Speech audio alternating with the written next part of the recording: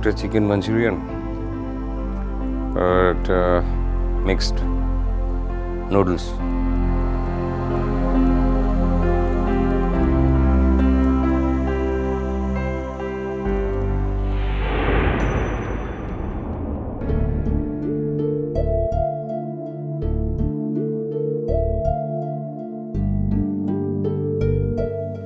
দিব্য, আরে অনু, এসো এসো, বসো।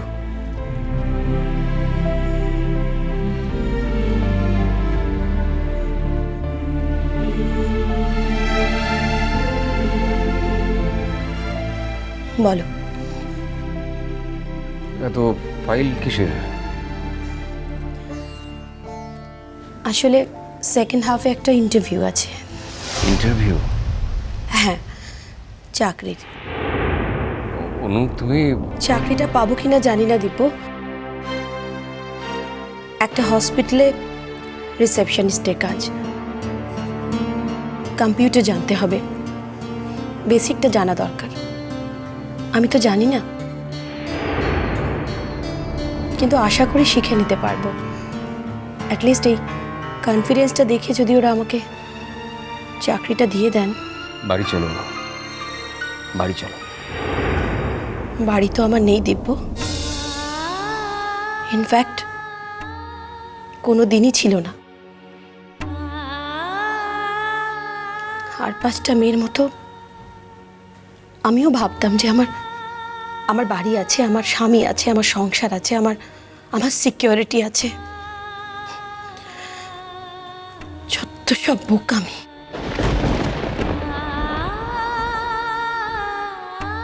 সিঁদুর পরনি অনু, একেবারে মুছে ফেলেছ সব। বেশ করেছ। একটা ঠগ, প্রতারক, বিশ্বাসঘাতক, তার জন্য সিঁদুর কেনই বা পড়তে যাবে অনু? যে সিঁদুরটা আমাকে কখনো ভালোবেসে তুলে দাওনি, সেই সিঁদুরটা পরে তোমাকে আর আমাকে দুজনকে কি করে অপমান করে দিব্য? একটু ভুল হলো অনু। আমি যেদিন তোমাকে সিঁদুরটা পরিয়েছিলাম সেদিন কিন্তু আমার জীবনে অন্য কেউ ছিল না, আর কিছু ছিল না। একটু মনে করে দেখলেই। সেটা তোমার ইলিউশন ছিল দিব্য। না অনু, না, তা ছিল না। তা না হলে তুমি অন্য কোথাও যেতে পারতে না দিব্য। অনু, আমি আচ্ছা এক জীবনে মানুষকে। আমি এখানে তর্ক করব বলে আসিনি দিব্য। তুমি এতবার করে ডাকলে অ্যাটলিস্ট একবার না এসে আমি পারলাম না। এত বছর ধরে তুমি আমাকে খাইয়েছো, পড়িয়েছো, অন্তত সেই কারণে একটা অব্লিগেশন তো থাকে, তাই না? প্লিজ অনু, অন্তত খাওয়া পড়া নিয়ে কিছু বলো না তুমি, প্লিজ। বেশ, না হয় নাই বললাম, কিন্তু কথাটা তো সত্যি দিব্য।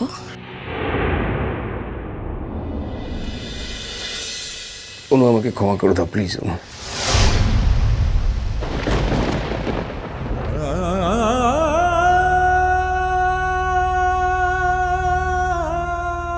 ও সরি।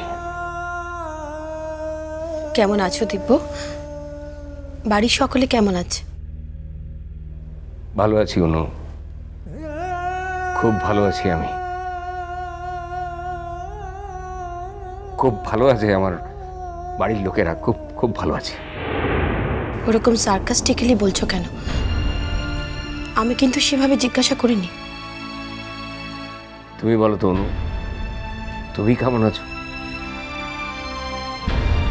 সত্যি বলবো? তোমার সত্যি বলতে ভয় কি অনু?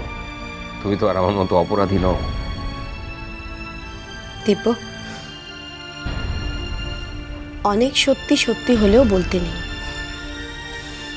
এটাও হয়তো সেরকম একটা সত্যি। কি শুনতে চাও দিব্য? চাই অনু,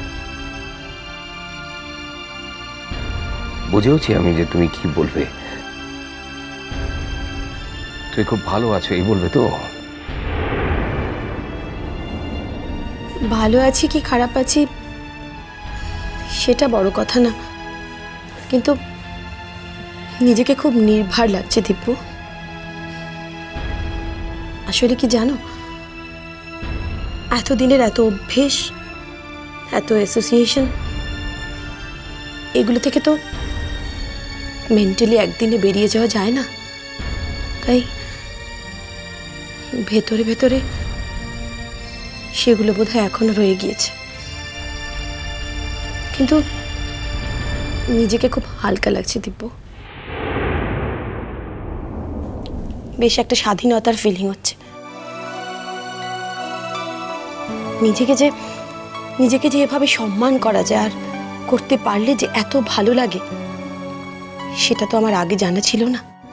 অনু, ফিরে চলো, বাড়ি চলো অনু। আমাকে ছেড়ে চলে যেও না অনু। আমার আর সত্যি সত্যি ও বাড়িতে ঢুকতে ইচ্ছে করে না। আচ্ছা ঠিক আছে, আমার সঙ্গে যদি এক বাড়িতে থাকতে না চাও, না হয় তুমি থাকো। ও বাড়ি তোমার বাড়ি অনু। আমি চলে যাব, তুমি থাকো। আর তা হয় না দিব্য। এখন থেকে আমি যা আর্ন করব শুধু সেইটুকুই আমার। যাবে না তুমি? না অনু, আমার খুব কষ্ট হচ্ছে অনু।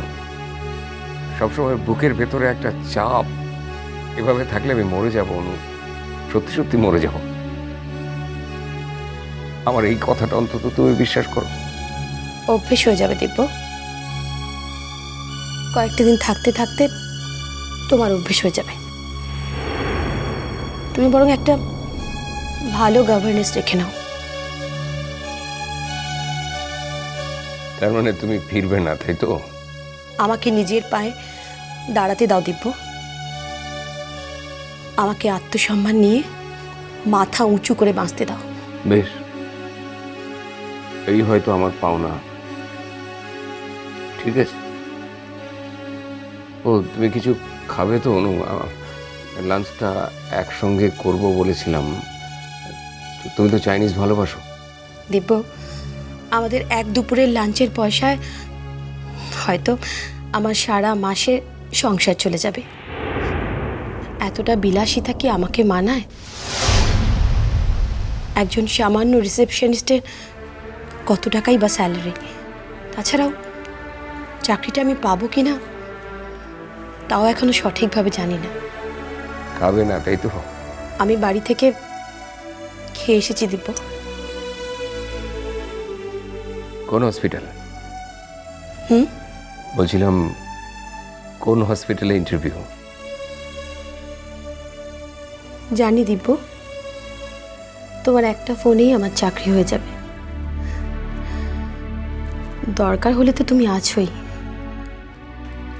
আগে আমি নিজে চেষ্টা করি, না হলে আমার পুরনো অভ্যেসগুলো আমাকে কোনোদিন ছেড়ে যাবে না। কি আর্টিস্টিক প্রত্যাখ্যান! হ্যাঁ, না কিছু না। আমি উঠে দিব। 3টে থেকে আমার ইন্টারভিউটা।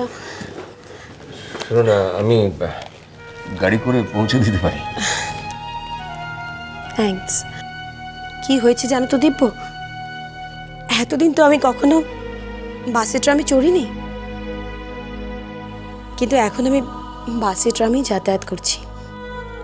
ভালো লাগছে। বেশ বেশ একটা নতুন ফিলিংস হচ্ছে। কত রকম মানুষজন, একটা একটা রিদম আছে। আর আর জানো, আমি না এখন ভিড় বাসে ঠেলাঠেলি করে ওঠার অভ্যেসও করে ফেলেছি। হাসছো কেন দীপু? আমি যেটা বললাম মন থেকেই বললাম। Best of luck. থ্যাঙ্কস। আমি আসি।